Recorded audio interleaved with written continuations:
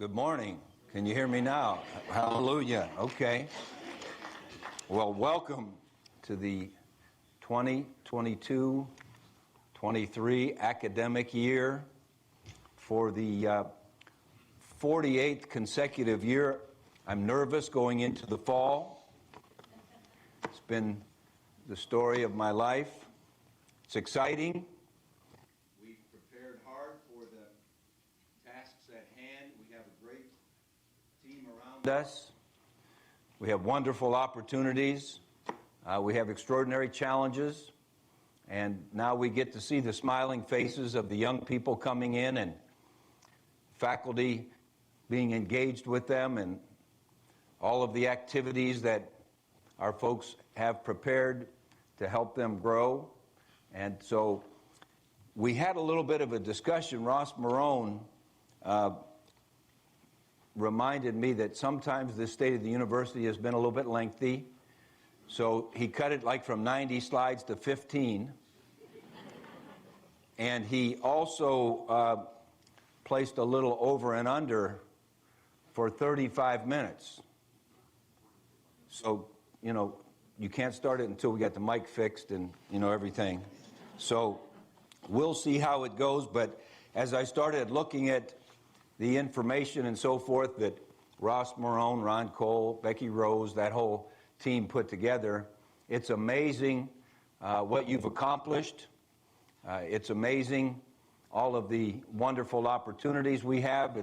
It's amazing the significant challenges we have. And so we're going to try to move through it as quickly as we can. But first, we'd like to introduce our new Board of Trustees members, two of which are here, and one is not here today. But the one that's not here is Dr. Sogurl Erzurum, and she is an ophthalmologist and vice president of Eye Care Associates. Her term runs through 2031. She just got appointed for a 9-year term. With us today, Laura Leyden, who is the Sales and Operations Manager and Corporate Secretary of Leyden Oil Company. Her term runs through April 30th of 2026. So, Laura, if you could stand up so we could welcome you to the Y.S.U family.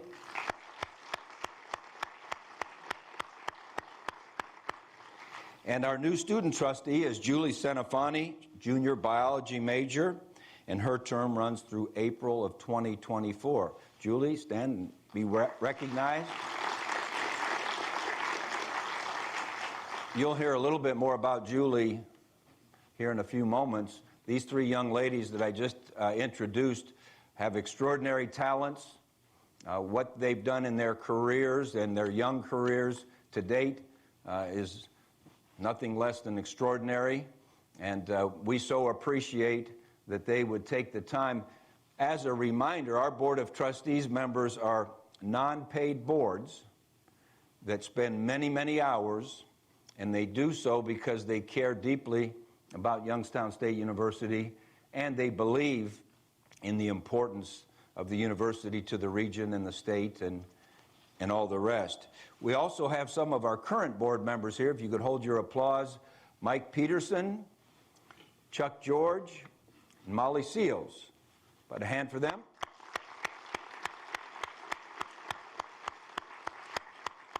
And speaking of boards, I always like to give you a little scoop. The University of Virginia Health System just named their new board chair. And it happens to be a graduate of Y.S.U, and I think it was called Neo-UCOM at the time. Dr. Baber Latif was just named that extraordinary honor of being the board chair of the UVA Health System. So we have extraordinary folks that come out of Youngstown State University. So we're really excited about our new faculty members.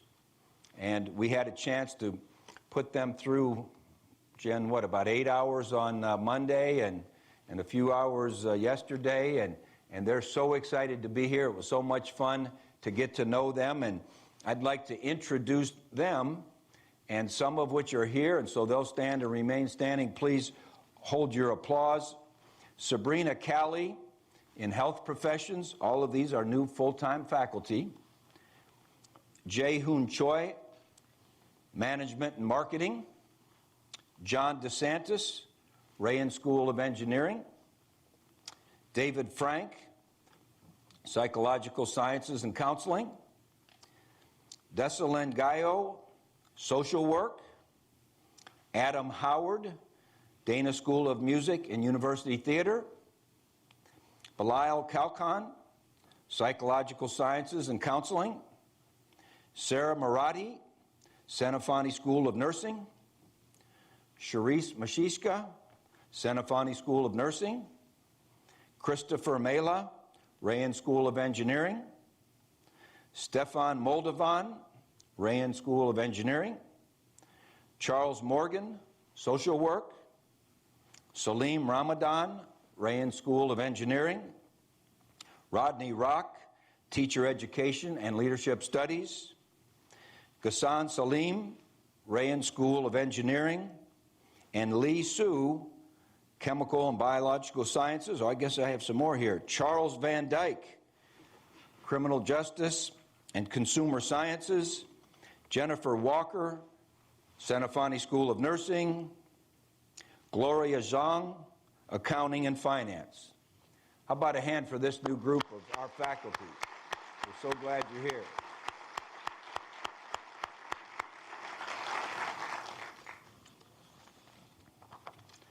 So, speaking of faculty, we want to talk about some of our faculty successes. And we would be way over 35 minutes if we talked about all of the faculty successes. And so we picked out a few that we wanted to highlight here this morning. As a collective group, our faculty had a 12-year high of nearly $11 million in grant activity this past year. 96 different grants were awarded to our extraordinary faculty, and we're awfully, awfully proud of that. A couple that you'll see, I guess I need to move the slide. Oh, okay, I'm a little behind, guys. Okay. All righty. Technical difficulties. Dr. Kristen Bruns, who received a grant for her bouncing back from COVID-19.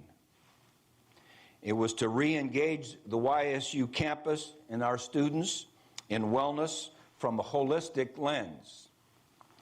You see Dr. Nancy Landgraf on the screen, and she was selected as the second endowed chair in leadership.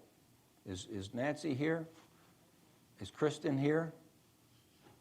They could wave. Nancy, you can wave. There you go. And Dr. Amy Weaver is the inaugural Patricia McGovern Sweeney Professor in Nursing. Is Dr. Weaver here? She's watching from afar.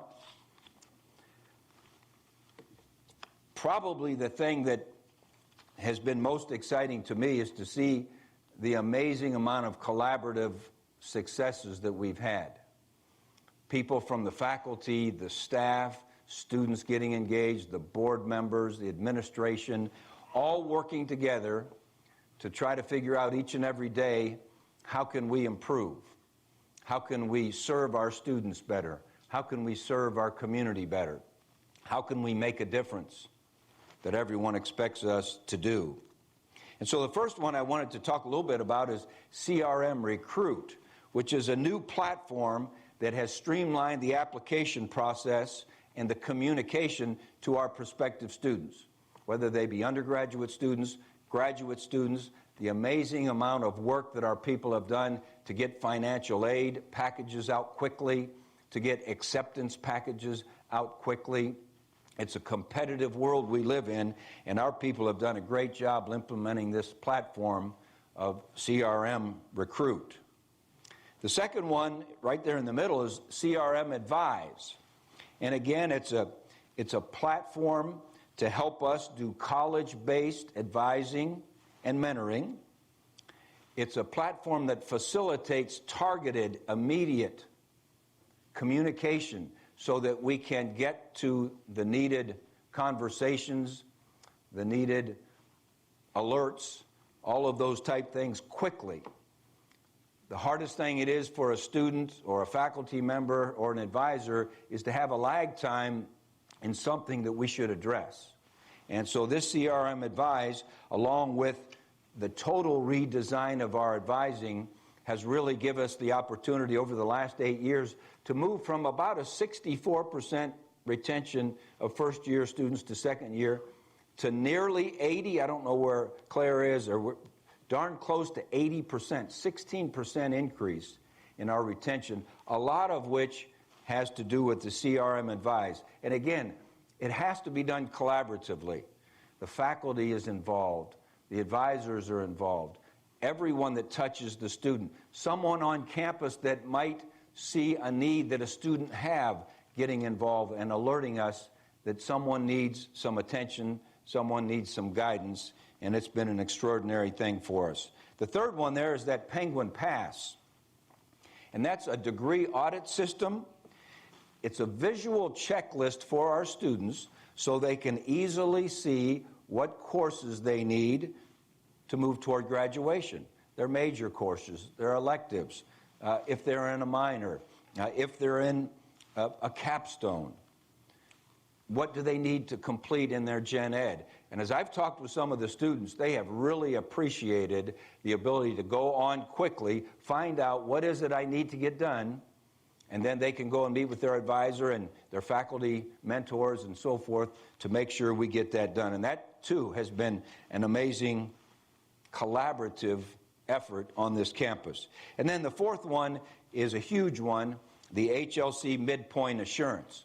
Many of you can remember about 5 years ago, Kevin Ball and Tysa and Hillary and everyone putting it together that we would have our 10-year accreditation. And they worked extremely hard, and so did everyone in their departments and the committees that were put together. And I think the assurance argument was 35,000 words, only because we were limited by 35,000 words, and about 9,000 links. And our folks did a great job of having us 5 years ago in that accreditation process, in the 21 criteria, meet 20 of them with no reservations, and one that just needed a little bit of attention. And then they began preparing for that midpoint assurance. We had to assure the HLC that we were addressing the one that they asked us to do, which was program review, but we were also staying up to date with what we were doing on the other 20 that we had proven that we had a good program in. And so year number 4, midpoint assurance, we got our results back. I remember being on a conference call, or Zoom or whatever, they told Kevin Ball, somewhere between July 4th and 7th, look in your phone. And I'm thinking, he's going to be at a picnic and he's going to get a phone from HLC. But he got alerted that our midpoint assurance was with no reservations, no concern, and you talk about a collaborative effort. How about a hand for everybody for that? That's huge.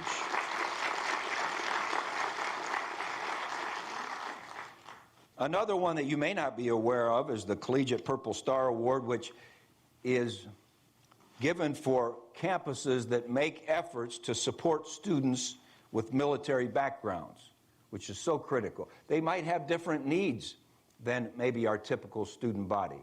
And so we were awarded that Collegiate Purple Star. Again, it's a collaborative thing. It's how do they have a chance to interact with their faculty, their advisors, all of the people in the student activities area, all of the people over there in the Veterans Resource Center. And so we were awarded the Collegiate Purple Star once again.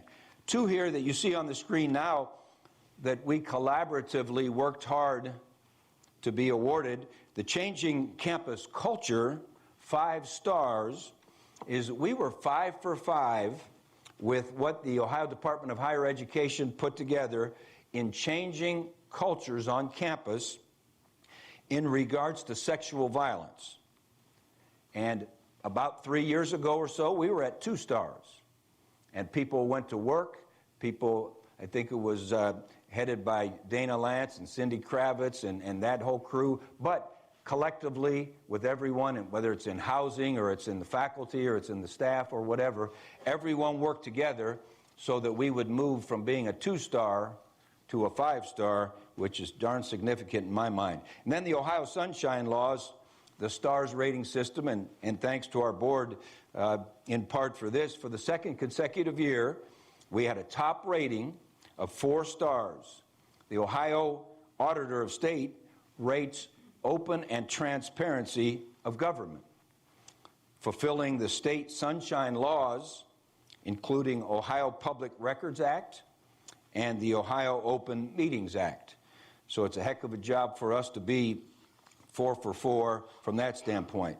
So the next one is a little bit above my pay grade, and Jim Yukich put this together. And so it's a tough one for me, but it's critical. We've had, as urged by our board, to have people come in constantly to our board meetings to update them that we're doing all we can do to mitigate the risks in cybersecurity. We all know personally, I don't know how many different times your stuff but I get alerts all the time, and I'm sure you do. Well, can you imagine the cyber risk, if you will, for a university, and the whole ransomware part of that? One of the things that people from all over the world do is they target people who have resources. And universities have endowments, universities have large groups, they have large payrolls and so forth. And so as you look down at what we've been working hard on, and again collaboratively, because everyone has been asked to be a part of us being as safe as we can possibly be, reducing the threat by stolen usernames and passwords, the multi-factor authentication, I think we all went through that and made sure that we took care of that, and that's completed, and we appreciate everyone taking part. Reducing the potential threats caused by breached administrative privileges through offering advanced cyber tools and limiting highest level privileges. We hope to be done with that one, and again, with your cooperation and help by the end of December. Enforcing the university's acceptable use policy by migrating all the faculty, staff, contractors, and board members to the university protected at YSU.edu for conducting your university business. We can't use our own emails. It's a little bit too easy of a gateway into the risk of the entire institution. And so that's something that we hope we can have in place by May of 2023. That's a personal decision all of us need to make on behalf of the institution. And then lastly, enforcing the university's storage of electronic data policy, making sure that we have the encrypted cloud storage, making sure all of our university business, all of our research, all of our data is protected, and we need to continue to work on that, and our goal is to have that well underway in May of 2023. But this is a big deal. Ransomware, once they get in and you're in the midst of that, we have a plan. Our board has put a plan together for how are we going to face something if we're in a ransom situation. And fortunately, we have good expertise on our board in those areas. We've brought in people from the outside to give us guidance, and probably in my 48 years in higher education, the biggest change is the IT world.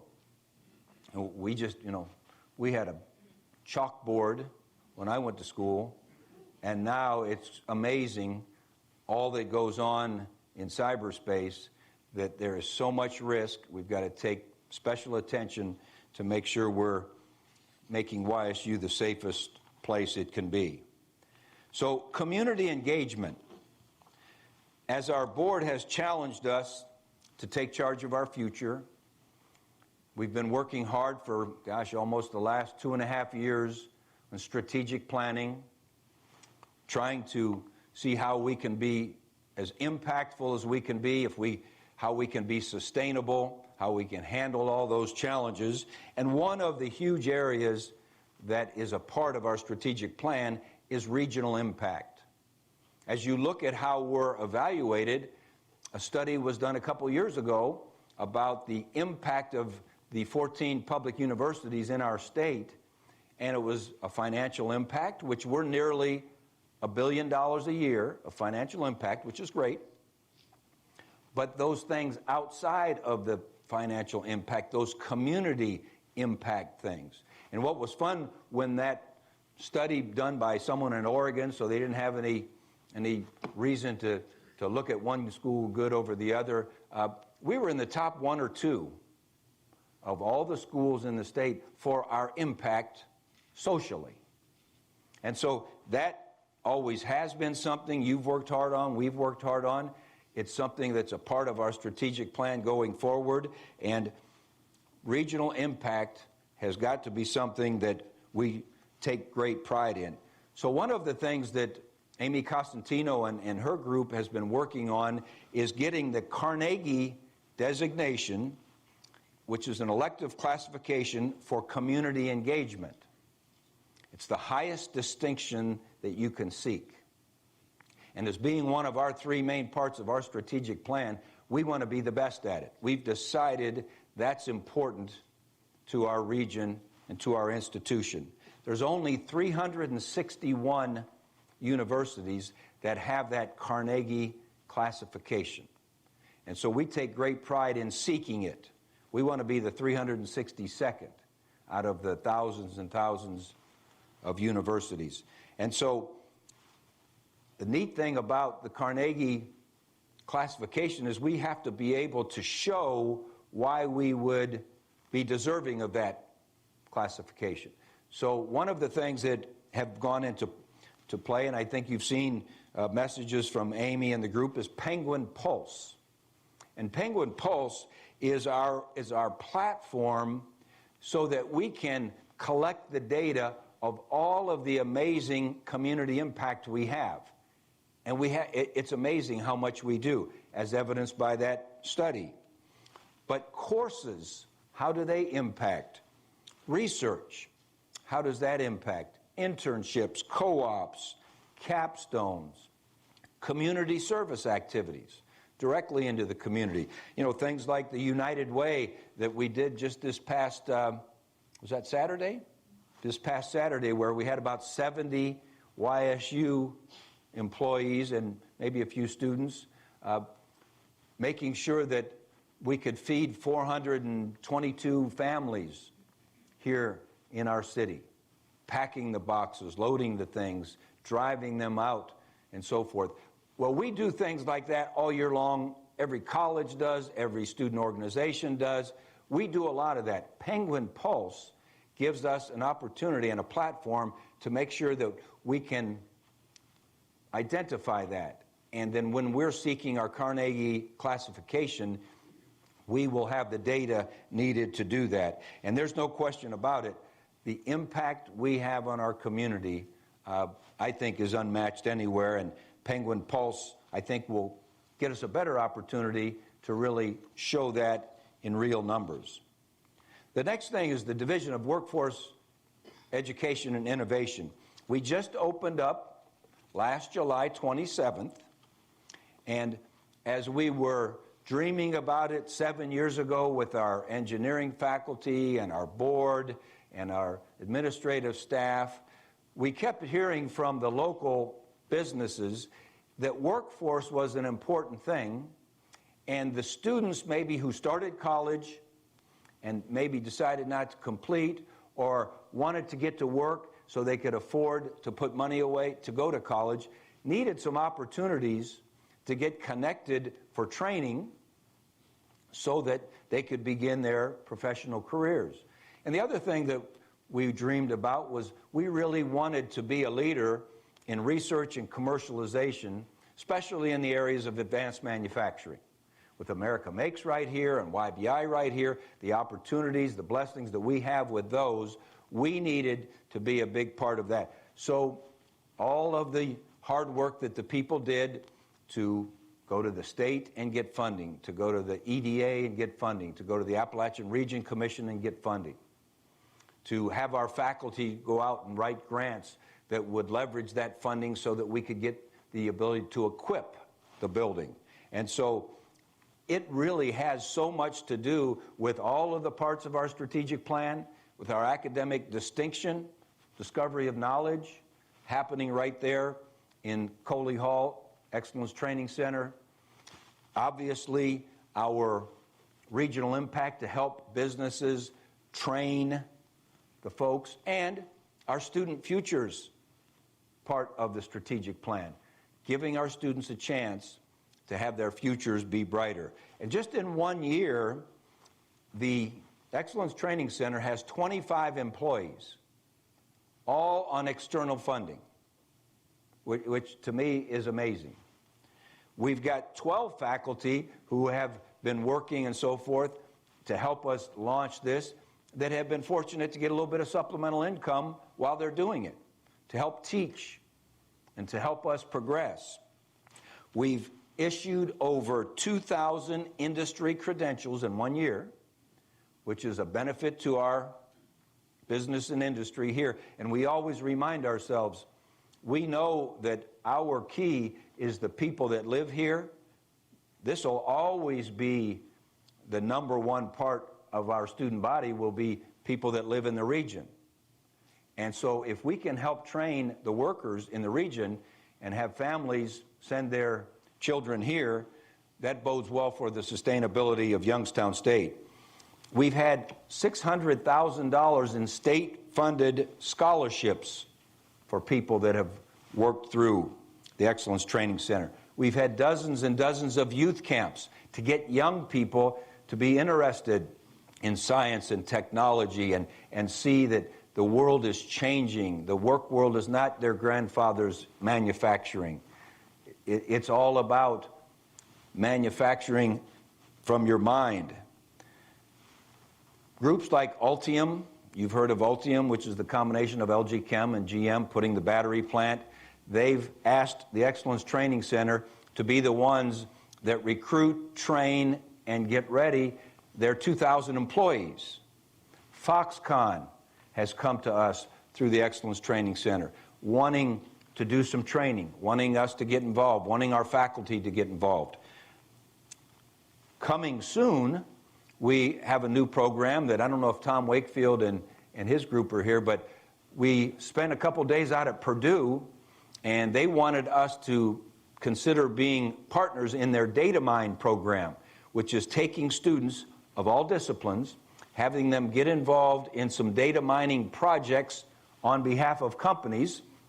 The companies would pay us to have our students take their data and see if they could find out some things from their data that maybe the company itself didn't have the staff to do or didn't have the expertise. And Tom Wakefield and his group, I think, already have 17 students who are going to get ready to be a part of Data Mine as a partner with Purdue beginning this fall. And then the last thing that's tied into the Division of Workforce Education Innovation, and I think Greg Morgione, I'm allowed to talk about this. Is Greg here? The Williamson Innovation Park? Can I talk about it? Okay. You always have to check with your legal counsel. So through the unbelievable work of the Y.S.U Foundation working with the Williamson family, Bud Williamson has this dream of having young people in the region spend time on science and problem solving and thinking and so forth. So he's donated 200 acres, built buildings, built a runway, has ponds for our concrete canoe team, has unlimited opportunities for us, has given us an endowment to be able to maintain the property. One of the things, people try to give us things a lot, but we can't afford to maintain them. Well, we were given quite a tidy sum. I probably can't say what that is yet, right, Greg, or can I? If you want to. Okay. Being careful. This is broadcast all over the world. So it's about a $3.5 million endowment, correct, Paul? That will give us the chance to have the 4% that comes from that each year to take care of the operations of it. And we're only going to be limited by our creativity. Having students work out there. We've even talked to the student government about, we've got 200 acres. We've got a food pantry we care deeply about. Hey, why don't we start a big garden? So I think they wanted to start with a small garden.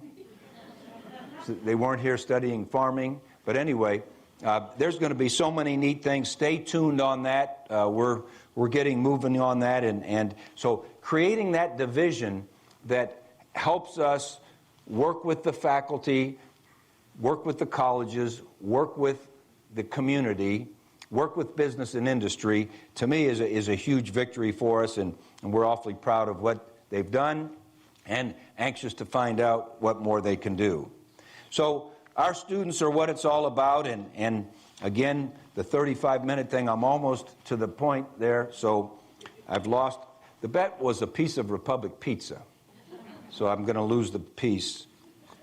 Ross, what flavor? Whatever you like. But you're going to win the bet. Okay, all right. So anyway, we could stand here all day and talk about our students' success. We could have all the faculty and administrators that are here from their colleges say, hey, what about this person? What about that person? And so there's dozens and dozens. One that we wanted to highlight was pretty cool. This past summer, as Corey Brazina and Hazel Marie were working with a group after they garnered an NSF grant, which is 4 years worth of projects being funded, and this group pictured were the ones that did the first year's project, and Corey and Hazel were working with Notre Dame on this project because South Bend is a little bit like Youngstown, very similar histories, similar challenges, and so forth. And so they're working with Notre Dame. They're working with the Economic Action Group here locally. And they did, I was at their presentation. I don't even want to pretend that I know what they were doing, but they were trying to figure out through their technology that they put on automobiles, as they drove around the city, which of the streets needed fixed the most.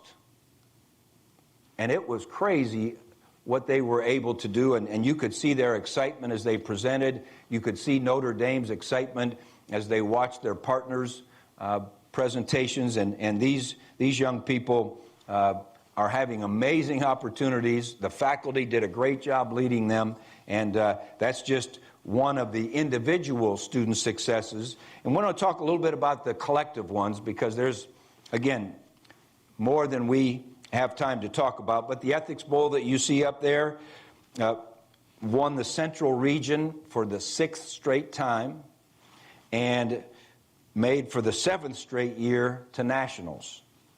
The concrete canoe team there in the middle won the Eastern Great Lakes region, and they were 4th in the nation. And it was the only, I think, correct me if I'm wrong, Wim, the only all-female concrete canoe team in the country. It was pretty cool. The Baja team were 14th in the international competition in the whole globe. And they were #1 of all the schools in Ohio. I won't, since we're going worldwide, I won't call out the people we beat, but we beat them all here in Ohio, and that was a pretty cool thing. Not pictured, but as significant, our Penguin Steel Bridge team was #1 in the region, and 34 teams made it to nationals, and we were 7th, which is darn good. And the group that runs the Gwinathon, which is the dance marathon that all the funds go to Akron Children's Hospital, for the 6th straight year they earned more, and they earned $72,253.18 for Akron Children's Hospital, and had a lot of fun as they were doing it. A couple other student success things. Our board member here, Julie Sanafani, was one of 2 people from Ohio that won the Charles J. Ping Student Service Legacy Award for leadership and community service. It'll be a good thing, Amy, to go toward our Carnegie application there. Tumi Adeko, for I think the 3rd straight year, Wim, we had the National Intern of the Year for the third straight year, and that's given by the Cooperative Education and Internship Association nationally. And Toomey was our third straight. They call that on Y.S.U's campus a three-peat. And we did a great job there. And then our athletics programs represented us extremely well. 14 of the 21 teams placed in the top 3 in the conference, so they were obviously successful. 9 of the teams were conference champions, and 6 of the teams went on to postseason, plus a number of individuals did as well. Not pictured there, that we just got recent notification. Becky Rose just brought this to me the other day. Lovie Hicks, who's a U.S. Navy veteran, Latia Richard, an Army National Guard member, were both selected as Focus Forward Fellowship at Purdue University, which is a national mentoring program, highly selective, and 2 of our students were selected for that. And we could go on as we go, but we're going to move quickly to campus improvements. The Watson Team Center, what'd I do? We're good? Okay, you're waving at me. The one to the right. Just on the right side. Oh, yeah, well. That happens to all of us. Eventually we crumble. But the Watson Team Center, which John Hayden, who's sitting up here, promised me would be done August 1st. It's looking like it might be a day or 2 after that. But the Watson Team Center is going to house our 9 engineering teams, of which you heard about the excellence of a number of them, and is going to be a great place for our students to get together, to work on their projects, to get their collective minds together, to spend time together, and we're excited about that. You know, every summer, Neil McNally and John Hyde and Rich White and that group all put our capital funding from the state to work with about $10 million worth of just normal stuff that you don't see, whether it's roofs or restrooms or HVAC or laboratories or whatever. And we get that funding from the state. The project for the Watson Team Center was totally outside funding through the Y.S.U Foundation and our donors, and so we're awfully proud of that. The one in the middle is Kilcawley Center, and I've been proud of John and Joy and all the people who have been a part of that year-long study of what should we be thinking about for a student center. It was built in 1964, the first part of it, and then there was a little addition in 71, so far none of you were born. Then in 79, and then not till 2005 did we open the rec center. And so it's at the stage where the building, it's time to go.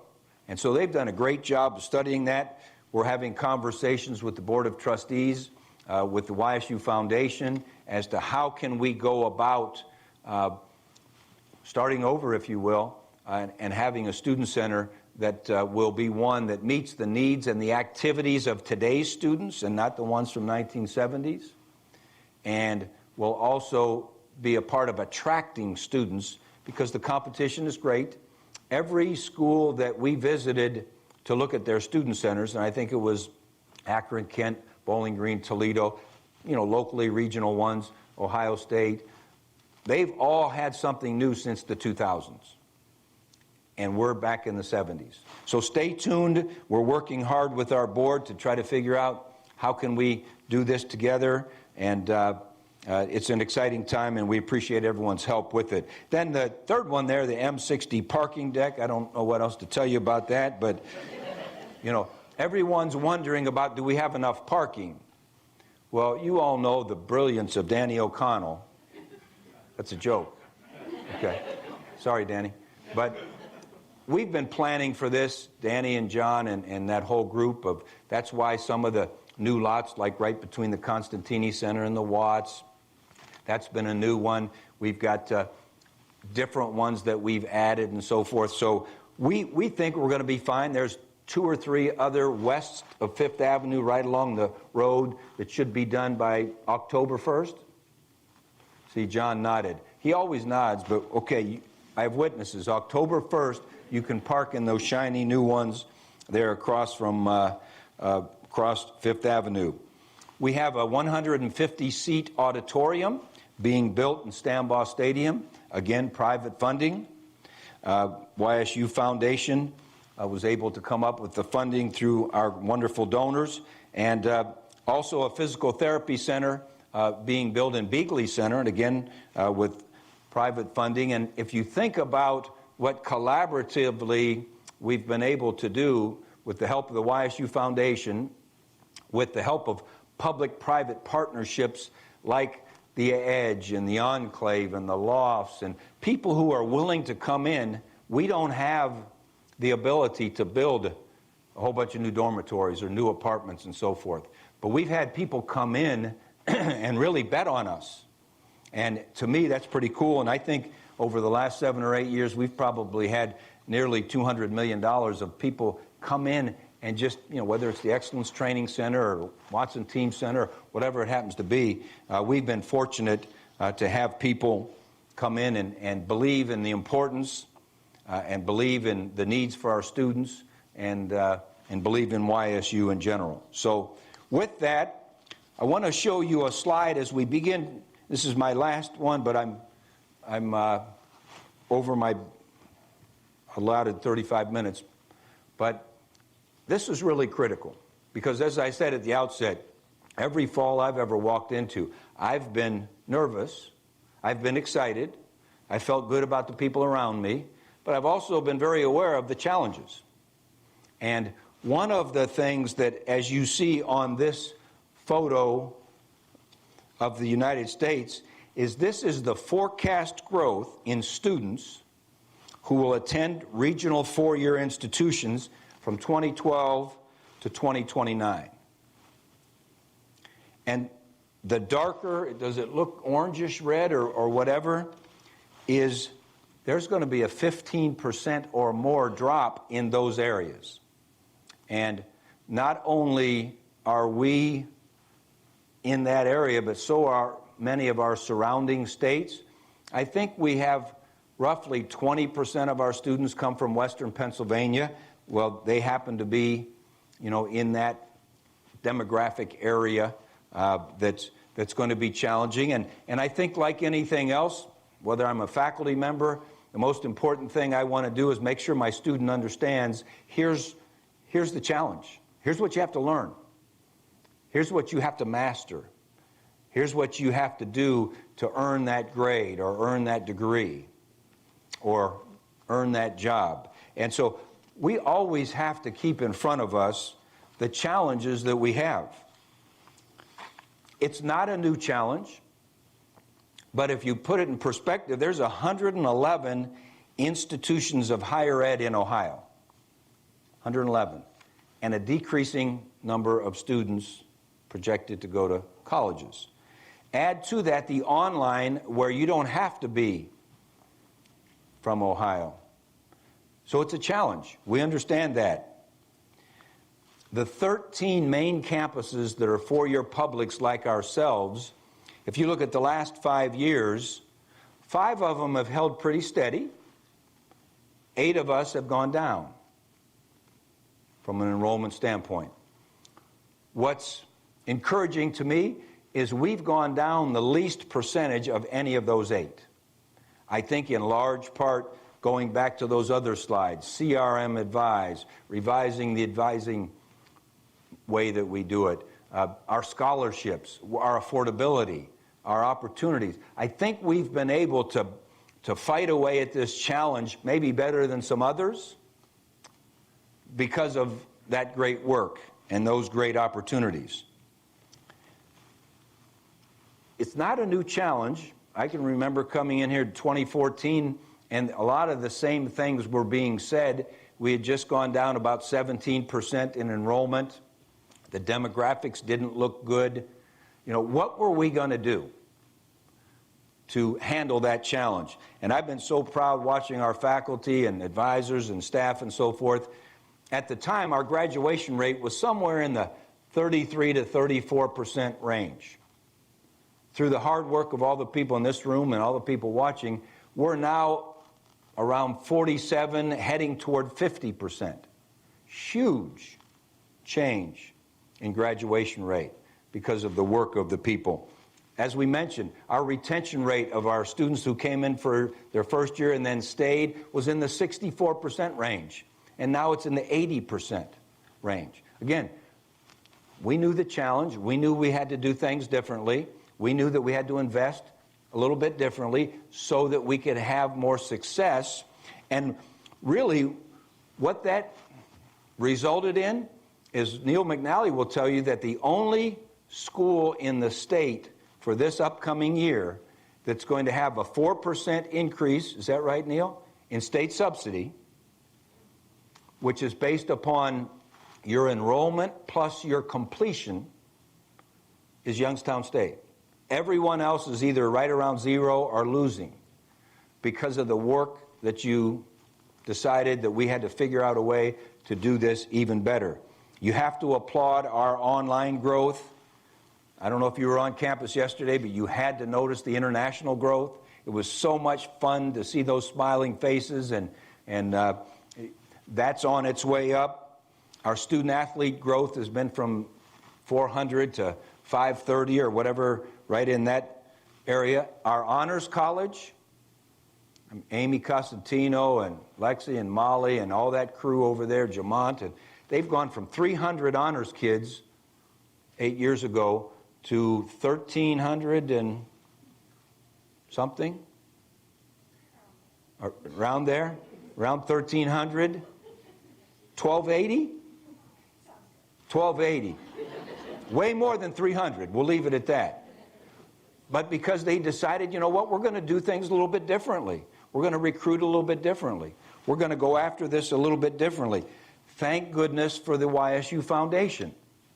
Just in our We See Tomorrow campaign, they added $72 million to our scholarship endowment, which gives our students the opportunity to not leave with all of the debt everyone's talking about. I think our yearly amount from the foundation 5 or 6 years ago was about $8 million, Heather, is that about right? And it's now going to be almost 11? You know, thank goodness for the work of the Y.S.U Foundation. Our marketing people have worked with our colleges, have worked with our departments, our department chairs, to do targeted marketing, to get to the people who have interest in what we have to offer. They've done a great job. I should back up and thank the foundation for one other thing. Thank goodness they took on the expense of our development operations. Most of our peer institutions spend about $3 to $6 million a year out of their central budget to raise money. We spend zero because of the Y.S.U Foundation. You talk about a way that gives us a chance to succeed, and I appreciate Paul and Heather and that group stepping up 8 years ago and taking that to the board and then ducking their board. But they fought the fight for us, and we appreciate it. Our people in the enrollment area, and everyone's in the enrollment area, we all own enrollment, but the amount of interactions, the types of interactions, the time spent with parents, the time spent with prospective students has been outstanding. It's got to continue, but this challenge we had years ago is the similar challenge that we have today, and we were able to hang in there and have extraordinary outcomes by our students because everybody got together and was willing to look at ways to get it done. One of the new initiatives is the Ohio College Comeback Compact. Say that 3 times. The Ohio College Comeback Compact. Molly Burdett and her group and Jeannie and that whole bunch, Tysa, they're working on finding those students, and I think there's 1.5 million of them in Ohio, and I'm sure there's tens of thousands of them in Western PA that have some college, but they're not in college anymore. How can we attract them back? How can we get them to see that it could really enhance their futures if they come back to school? And they've been working really, really hard on that. And then lastly, I would tell you we handled that challenge that we had because we created housing. Students want somewhere to live. especially if they're from outside the area. We can see inside the area we have less people. We have to attract people from outside the area, whether it's online, international, bringing them to campus, getting them in the honors college, whatever it happens to be. That's what we have to do to handle the challenges. And so these challenges will continue. I mean, you can see it right there. There's no doubt about it. It's not going to let up. And honestly, that's what I found in my last life. Even if we won the national championship, the next year wasn't easy. Just the way life is. Well, the same thing I think is here. I think we've won a lot of championships by what all of you have done. But that doesn't mean the next season's easier. And so enrollment is our primary driver of revenue. And so anything we all can do to enhance enrollment is what it's all about. Every interaction we have with a current student, every interaction we have with someone who's looking for directions because they're wanting to come and see the campus. Enrollment is our primary driver. One of the realities of challenges is there are some public relations challenges right now. Higher education isn't always on the friendly side of discussions. Do we really need a four-year degree? Should a person have to go and sit in a seat for 4 years when there's all these jobs? Businesses are not going to wait to fill their workforce. It's going to be a challenge. We have to handle that. One of the challenges that I'm most disappointed that we haven't progressed as much as I would like is in the compensation of our workforce, our faculty, our people that you've heard all the extraordinary things they've done. We've got to make good decisions so we can compensate properly the people who are doing extraordinary work here, and that's something that's a challenge. Inflation has made it harder. There's no question about it. And so that's something that we've got to face as a challenge, and we've got to come up with solutions. Of course, we have to continue to assess our expenditures in every division. We have to assess our academic portfolio. We have to assess our efficiencies. A full classroom helps the good of the cause way better than a classroom that only has a few students. It's just a reality. I don't know if any of you have traveled lately, but the airplanes are full. When I was young, sometimes you'd be on an airplane, there'd be 10 people. There are no 10 people air flights anymore. That equation doesn't work, and we've got to make sure that we continue to work on that. We've got to utilize everything in the tool bag. VSRPs, study of what the needs are. What should we be investing in? What are the things that could attract more enrollment? What are the things that could attract more research dollars, more grants? We have extraordinary challenges. We've shown that we can meet those challenges. Now they become even a little harder. And we have the right people on the team to be able to do that. And so I have thoroughly enjoyed these 8 years of learning what a university is all about. I spent about 38 years thinking I knew something about a university and realized I didn't. And I've appreciated all that I've learned from all of you and all of the willingness you've had to roll your sleeves up and figure out for a way for us to be great. And I know we'll continue to do that as we begin another semester. With that, we don't want to lose sight and relax on the fact that safety is really important. When families send their children here, the most important thing is that they're safe. And so we've got to make sure that we don't lose sight of that. We talk to our students about if you don't feel well, you don't come to class, or talk to one another. If you don't feel well, you don't come to work. And that the mystery of what went on with the COVID a couple years ago, I'm sure that mystery continues. And so we've got to make sure that we're still continuing that every penguin takes care of the other, and that we're taking care of the penguins that have been really given to us so that their dreams could be realized. And if we'll do that, I know we have the talent, the fortitude, and really the ingenuity to meet these tremendous challenges. And I will enjoy being in the trenches there with you probably till February 1st. So with that, God bless you. Go Penguins. Have a wonderful year.